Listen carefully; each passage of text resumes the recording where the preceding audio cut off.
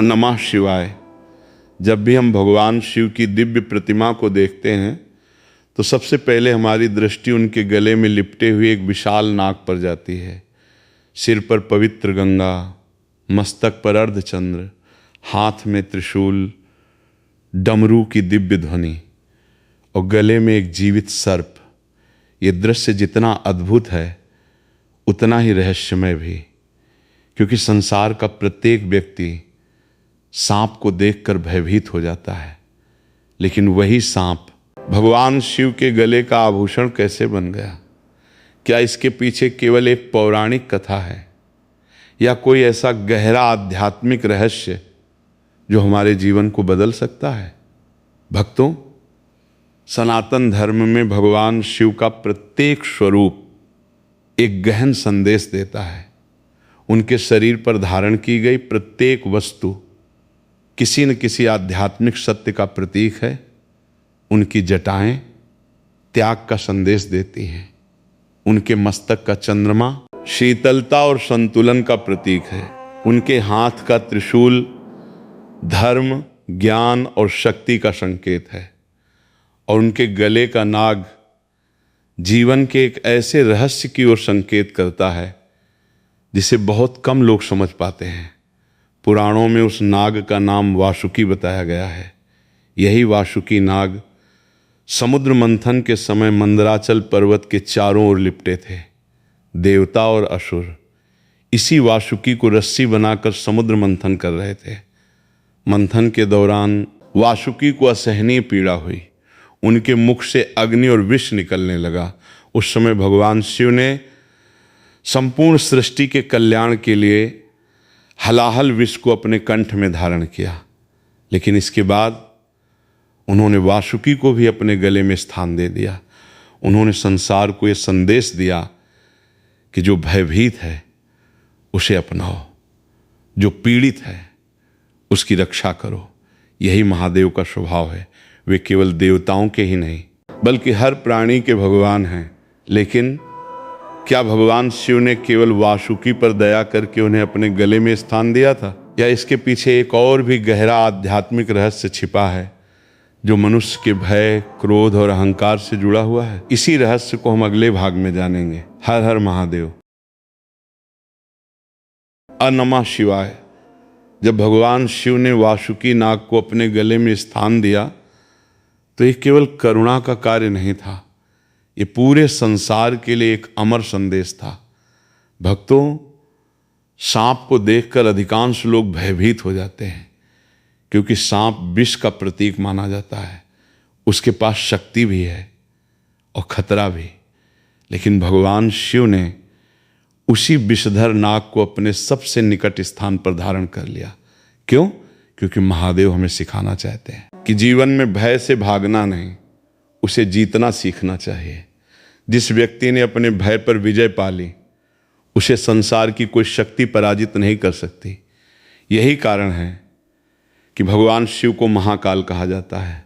वे मृत्यु से भी नहीं डरते, काल से भी नहीं डरते और विषधर नाग से भी नहीं डरते। भक्तों, सांप केवल बाहरी जीव नहीं है। शास्त्रों में इसे मनुष्य के भीतर छिपे अनेक दोषों का भी प्रतीक माना गया है। क्रोध, अहंकार, ईर्ष्या, लोभ, ये सब भी विषैले सांप की तरह हैं। यदि इन्हें खुला छोड़ दिया जाए तो ये मनुष्य के जीवन को नष्ट कर सकते हैं, लेकिन यदि इन्हें नियंत्रण में रखा जाए तो यही शक्ति जीवन को नई दिशा दे सकती है। इसीलिए भगवान शिव ने नाग को पैरों के नीचे नहीं कुचला बल्कि अपने गले में धारण किया। इसका अर्थ है कि उन्होंने अपनी सभी शक्तियों और प्रवृत्तियों पर पूर्ण नियंत्रण प्राप्त कर लिया था। भक्तों, मनुष्य का सबसे बड़ा शत्रु बाहर नहीं, उसके भीतर बैठा होता है। जब क्रोध बढ़ता है तो विवेक समाप्त हो जाता है। जब अहंकार बढ़ता है तो रिश्ते टूटने लगते हैं। जब ईर्ष्या बढ़ती है तो मन की शांति समाप्त हो जाती है। महादेव हमें सिखाते हैं कि इन सभी विषयों को समाप्त करने का उपाय उन्हें दबाना नहीं बल्कि उन पर नियंत्रण प्राप्त करना है। जैसे वासुकी महादेव के गले में शांत होकर विराजमान हैं, वैसे ही जब हमारा मन भगवान के स्मरण में स्थिर हो जाता है तो हमारे भीतर के क्रोध, भय और अहंकार भी शांत होने लगते हैं।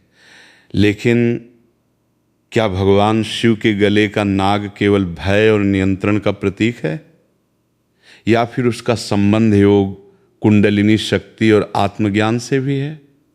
यही अद्भुत रहस्य हम अगले भाग में जानेंगे। हर हर महादेव, या नमः शिवाय। भक्तों, यदि भगवान शिव के गले में विराजमान नाग के रहस्य को केवल एक पौराणिक कथा समझ लिया जाए तो हम उसके सबसे गहरे अर्थ तक कभी नहीं पहुंच पाएंगे। सनातन धर्म में भगवान शिव को केवल देवों के देव नहीं बल्कि आदियोगी भी कहा जाता है। वे योग के प्रथम गुरु हैं। उन्होंने संसार को केवल पूजा का मार्ग नहीं बल्कि आत्मज्ञान का मार्ग भी दिखाया। इसीलिए उनके गले का नाग योग की एक महान शक्ति का भी प्रतीक माना जाता है। योग शास्त्रों में कहा गया है कि प्रत्येक मनुष्य के भीतर एक दिव्य शक्ति विद्यमान रहती है जिसे कुंडलिनी शक्ति कहा जाता है। इस शक्ति को कुंडली मारकर बैठे हुए सर्प के समान बताया गया है। जब मनुष्य साधना, संयम, ध्यान और ईश्वर भक्ति के मार्ग पर चलता है तो यही शक्ति धीरे धीरे जागृत होने लगती है। और जब ये शक्ति जागती है तो मनुष्य का जीवन बदलने लगता है। उसकी दृष्टि बदल जाती है, उसके विचार बदल जाते हैं, उसका व्यवहार बदल जाता है। यही कारण है कि भगवान शिव के गले का नाग केवल एक जीव नहीं बल्कि जागृत चेतना का प्रतीक भी माना जाता है। भक्तों, एक और बात पर ध्यान दीजिए। सांप अपनी पुरानी केंचुल छोड़ देता है और नए रूप में आगे बढ़ता है। क्या ये केवल प्रकृति का नियम है? नहीं, ये मनुष्य के जीवन के लिए भी एक गहरा संदेश है। जब तक हम अपने पुराने अहंकार, पुरानी गलतियां, पुरानी कटु यादें और बुरी आदतों को नहीं छोड़ते तब तक हमारा जीवन भी नया नहीं बन सकता। महादेव हमें यही सिखाते हैं कि जैसे सर्प अपनी पुरानी केंचुल त्याग देता है, वैसे ही मनुष्य को भी समय समय पर अपने भीतर की नकारात्मकता का त्याग करते रहना चाहिए। तभी जीवन में नई ऊर्जा, नई शांति और नया प्रकाश आता है। भगवान शिव का प्रत्येक स्वरूप परिवर्तन की प्रेरणा देता है। वे हमें बताते हैं कि जो स्वयं को बदलने का साहस रखता है वही वास्तविक अर्थों में आगे बढ़ता है।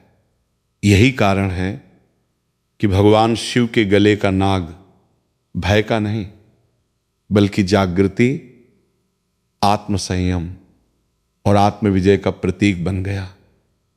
लेकिन यदि नाग इतना पवित्र प्रतीक है तो भगवान शिव ने उसे अपने गले में ही क्यों धारण किया? सिर पर क्यों नहीं या हाथ में क्यों नहीं?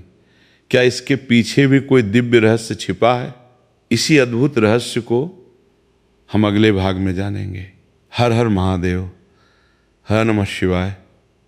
भक्तों, अब तक हमने जाना कि भगवान शिव के गले का नाग केवल एक आभूषण नहीं बल्कि भय पर विजय, आत्मसंयम और जागृत चेतना का प्रतीक है।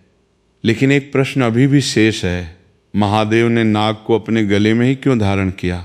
सिर पर भी रख सकते थे, हाथ में भी धारण कर सकते थे, फिर गला ही क्यों?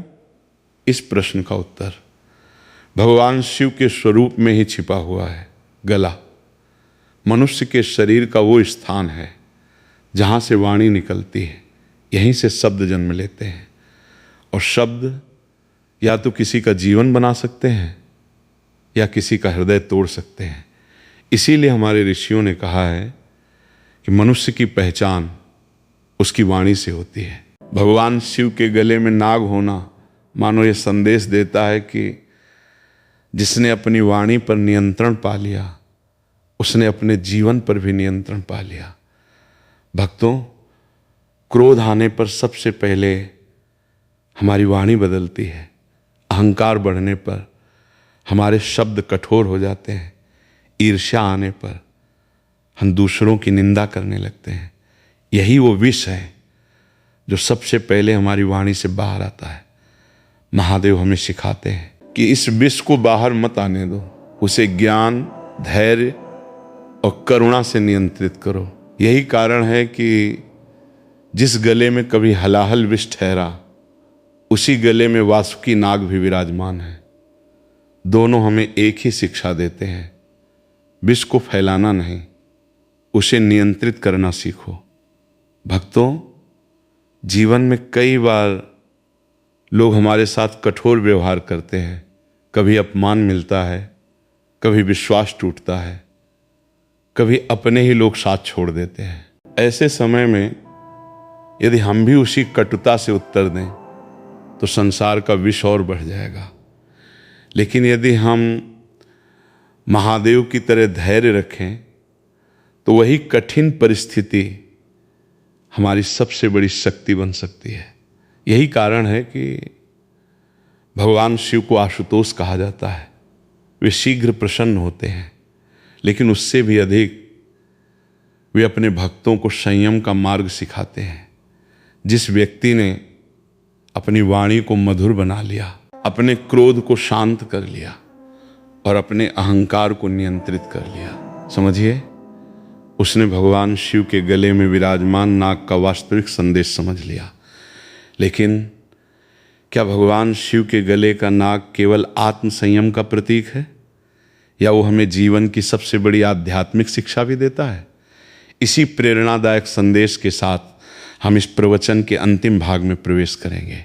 हर हर महादेव, नमः शिवाय। भक्तों, भगवान शिव के गले का नाग केवल एक जीव नहीं, बल्कि साहस, आत्म संयम, जागृत चेतना और धैर्य